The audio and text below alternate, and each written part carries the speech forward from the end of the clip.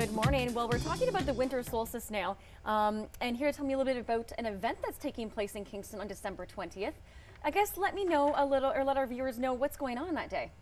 Well, we've formed a new art collective, Calliope Collective, and our goal is to animate spaces in Kingston that aren't used as often for gatherings. So especially in the downtown area, you see a lot of things happening at City Park and at Skeleton Park, and so we've decided to do it at Doug Fleur Park, and it's on the eve of the winter solstice.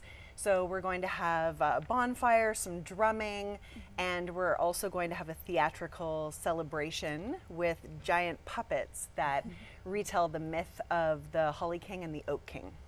Interesting. And describe, I guess, maybe the myth behind all of it, if people don't know. It's old Celtic myth that the Green Man is represented as the Holly King and the Oak King. So one king reigns over the forest for 6 months of the year, and then the other reigns for the other 6.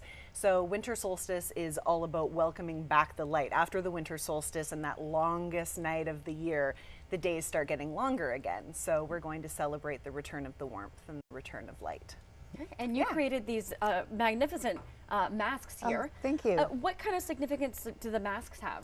Well, these masks were actually for a show that I did in Niagara, but we brought them as examples of what you can sort of expect from the puppets. So the puppets are actually going to be about 12 feet tall.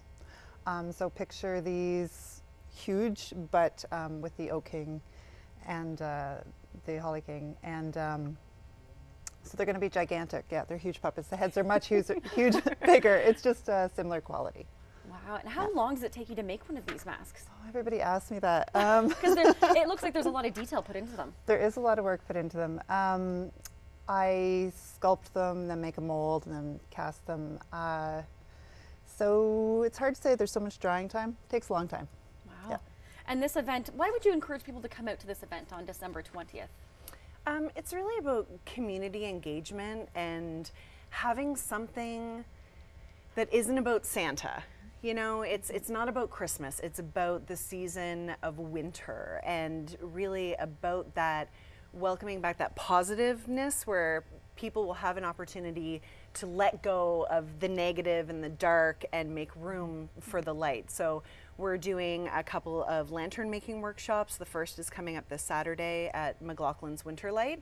So people will be encouraged to make those lanterns and then bring them down to the park, and we'll really light up the space that way. I think it just gives people an opportunity to gather during this time of year when people are so down and blah with the days being so dark, and you know, it's cold again, and it really just has an opportunity for the community to get together. But we're already seeing interest from outside of Kingston for people to come in. Visit Kingston's been so generous and decided to come on board as a sponsor, because people are looking at coming into Kingston to participate in the event, which is really exciting. It sounds like it's going to be very visual, like you said, with these really tall puppets. And how do you work the puppets exactly? Are people going to be the main in them kind of thing? There's 3 puppeteers. So the middle puppeteer basically has a backpack underneath, and then there's 2 people, 1 puppeteer on each hand.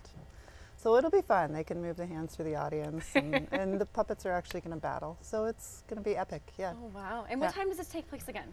It's going to start at 6 o'clock. So we have really just open, welcoming space where people can come down and have some cider and gather around the fire. There'll be a bit of drumming, and then we'll kind of gear up and wait for the arrival of the king. So there'll be some dancing and drumming as well as the puppetry, and yeah, it should be pretty magnificent. Yeah. And do you hope to do this every year? I That'd would be great. love to. There's already a lot of community excitement. So it's exciting. I mean, a lot of, you know, we got some great supplies from Art Noise. They gave us some fabulous tri-art paint to help paint the puppets. There's been so many local businesses that have been excited. So okay. So again, remind our audience when and where if they wanted to come out and check this out. So it's December 20th at Doug Fleur Park. Starts at 6 o'clock, and we're online at calliopecollective.com, and the event is called The Longest Night, so you can just search for that on Facebook as well. And a free event. Absolutely. Yeah. All right.